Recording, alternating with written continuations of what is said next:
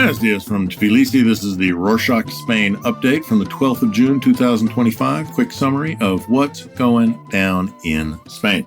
Begin this week on Sunday the 8th, tens of thousands of protesters gathered in Madrid demanding a new election amid allegations of government corruption. The Partido Popular, or PP, organized the rally, called for President Pedro Sanchez to resign. The protest was triggered by a leaked audio released earlier this month in which political activist Leire Diez, former member of Sanchez's Socialist Party, allegedly orchestrated a smear campaign against a police unit investigating corruption tied to the Sanchez family and allies. Diaz denies wrongdoing and has since quit the party. Despite this, Sanchez dismissed the investigations as a right-wing attack. Pepe holds a narrow lead in the polls, but Sanchez remains the most popular leader. The protest marks the sixth major anti-government rally organized by the Pepe since 2022. Tuesday the 3rd, Spain's defense ministry suspended an Israeli missile manufacturing license, canceling a €280 million contract for anti-tank systems intended for the Spanish Army and Marine Corps. Contract awarded in October 2023 to POP Technos, a Spanish branch of Israel's Rafael advanced defense systems, included launch units, missiles, and logistical support. Spain's shifting away from Israeli military technology due to the country's cruelty in Gaza and aims to reduce to zero its dependence on Israeli defense products. The United States missile systems is being considered as an alternative. This decision follows a recent unilateral decision by the central government to cancel all of Spain's involvement with Israeli arms producers. Next, unions at Iberdrola have called on more than 9,000 workers in Spain to strike on Friday the 13th, marking what could be the first walkout in the company's 100-year history. The unions, which represent most of the workforce, are demanding higher wages and reduced working hours. They argue that inflation has risen by a total of 19% in the 3 years between 2021 and 2024, while Iberdrola only increased salaries by an average of just under 3% annualized. Workers want wage increases to be tied to inflation.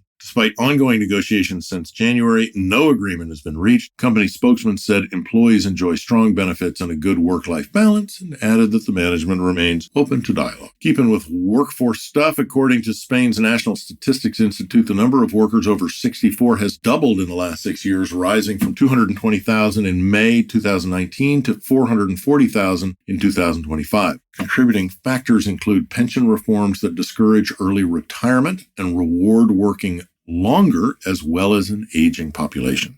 On to tech. On Monday the 9th, Spain introduced a draft law to begin tracking cryptocurrency assets held by its citizens abroad, aiming to boost transparency and combat tax evasion.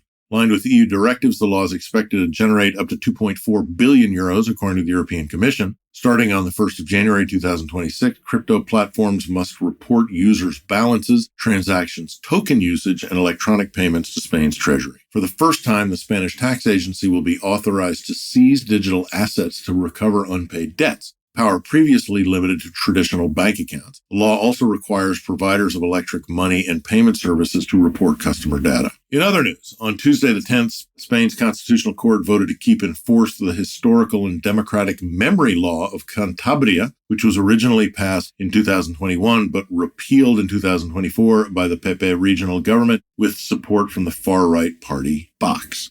Spain's historical and democratic memory law recognizes Civil War victims, condemns Franco's regime, and promotes justice, repatriations, and historical education. However, the country's autonomous communities can choose to repeal the law temporarily, which is what happened in Cantabria. The central government argued that the repeal eliminated key protections for victims of human rights violations and undermined Spain's national memory law, which mandates all public administrations to uphold historical memory. Court's decision exposed a divide, with conservative judges opposing the continuation of the law. Big surprise there. Meanwhile, big news for Gibraltar. On Wednesday the 11th, Spain, the UK, and the European Commission and Gibraltar held an allegedly decisive meeting in Brussels aimed to finally outline a post-Brexit plan for the British overseas territory. After more than 3 years of negotiations, key issues included Gibraltar's tax regime and its involvement with the EU single market, the implementation of Schengen border controls at Gibraltar's airport, and logistics for workers and citizens of Gibraltar and across the border in Spain. Full details about the meeting have not yet been released, but regarding border control, publication El País reported on the same day that the plan is for Spanish and Gibraltarian police to manage controls together, with Spain maintaining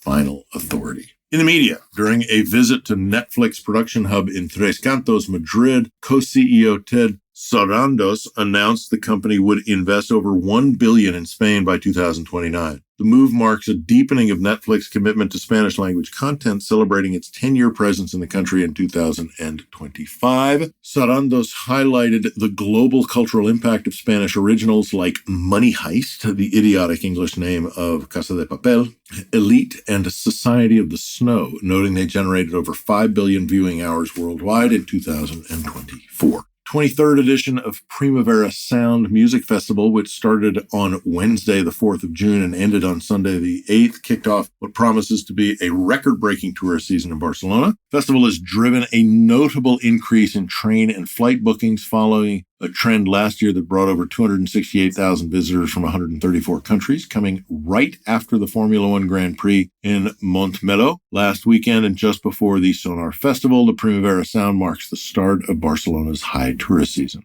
Large events like Primavera Sound are key to sustaining Barcelona's visitor-driven economy, even as tourism and lodging continue to divide the Catalan capital. Back to protests. On Sunday, the 7th, veterinarians, pet owners, and animal shelter workers marched through the streets of 40 cities to protest Spain's new veterinary medicines law. The demonstrators criticized the law for limiting vets' ability to support treatments, imposing excessive bureaucracy, and relying on outdated protocols. Protesters argued that these restrictions delay access to vital medication and hinder professional judgment. They also condemned the new law's change in penalties, which could see animal workers being fined over 1 million euros for technical prescription errors. Protests sparked political discussions. The opposition PP accused the government of pushing the decree without consensus, calling it harmful to both public health and animal welfare. Speaking of culture, the small near Valencia village of Potries, with just 1,000 residents, has officially launched its bid to become the European Capital of Culture in 2031. Potries aims to spotlight rural culture and challenges the dominance of larger cities like Toledo in the center, Granada in the south, Pamplona in the north. Located in the La Safor region just south of Valencia,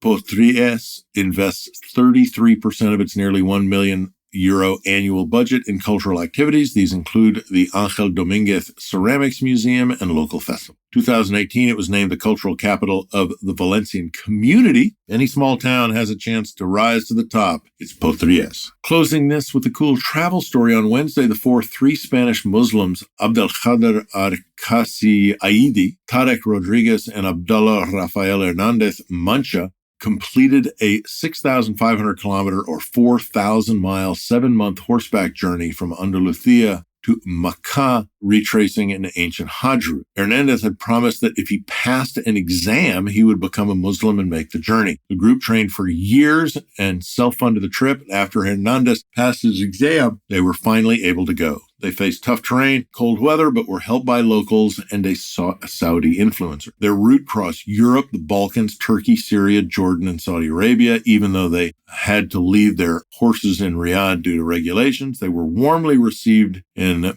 Medina and are now preparing for the Hajj, spiritual journey that all Muslims are required to perform if they can. And that's it for this week. Thanks for joining us. We're looking for someone to write the ocean update, our update about the 70% of the world that's covered in salt water. Send us an email at info@rorschach.com with ocean writer position in the subject line if you'd like to join the Rorschach team. Check us out in the job description with the link in the show notes.